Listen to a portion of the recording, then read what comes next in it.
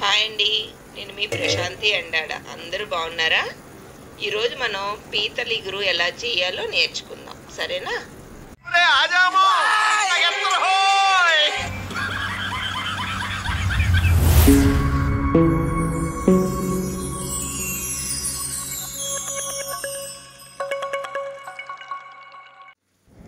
ముందుగా 4 ఉల్లిపాయలు తీసుకొని వాటిని చిన్న చిన్న ముక్కలుగా తరుక్కోవాలి. అందులోని 3 స్పూన్ల కారం, 2 స్పూన్ల ఉప్పు వేసి బాగా కలపాలి.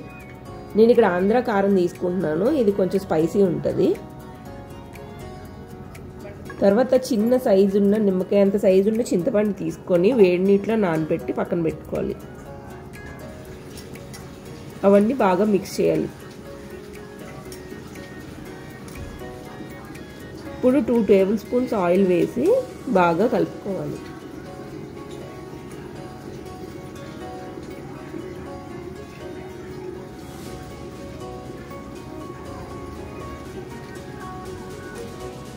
అందులోని పీతలు కూడా వేసి బాగా మసాలా అంతా దానికి పట్టించాలి. ఇప్పుడు వాటి కాళ్ళు ఉంటాయి కదా, పీత కాళ్ళు, అవన్నీ కొంచెం బ్రేక్ చేసుకొని మనం ఈ గ్రేవీలో వేయాలి. అప్పుడు ఆ గ్రేవీ అంతా దాని లోపలికి వెళ్ళి బాగా టేస్ట్ వస్తుంది.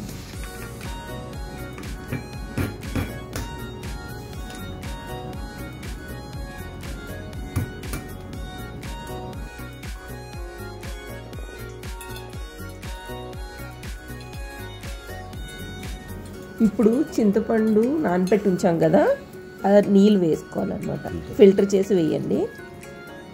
కొంచెం పీతలు ములిగినంత వరకు వేయాలి. తర్వాత బాగా కలిపి స్టవ్ మీద పెట్టుకోవాలి. ఇప్పుడు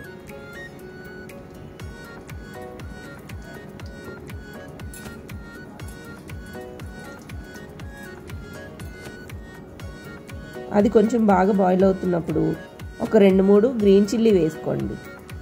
తర్వాత ఒక టమాటో కూడా.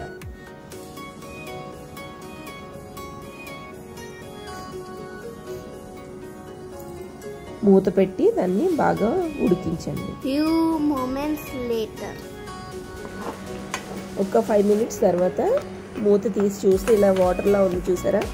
ఇప్పుడు మనం గరం మసాలా వేయాలి. నేను ఈ గరం మసాలా ఇంట్లో ప్రిపేర్ చేసింది. ఇది వేయటం వల్ల మనకి థిక్నెస్ వస్తుంది అనమాట. నార్మల్ గరం మసాలా కాదు, ఇది వేరేగా ఉంటుంది. నేను తర్వాత చెప్తాను మీకు అది. తర్వాత కొంచెం కొత్తిమీర వేసుకోండి. సిమ్లో ఒక 5 మినిట్స్ అలా కుక్ చేసుకుంటే ఆయిల్ అంతా పైకి వస్తుంది. చూసారా ఎలా వచ్చిందో? థిక్ అయింది చూసారా గ్రేవీ? ఇలా అయిన తర్వాత మనకి యమ్మీ పీతల కర్రీ రెడీ. నచ్చితే లైక్ చేసి షేర్ చేయండి. సబ్స్క్రైబ్. Bye bye.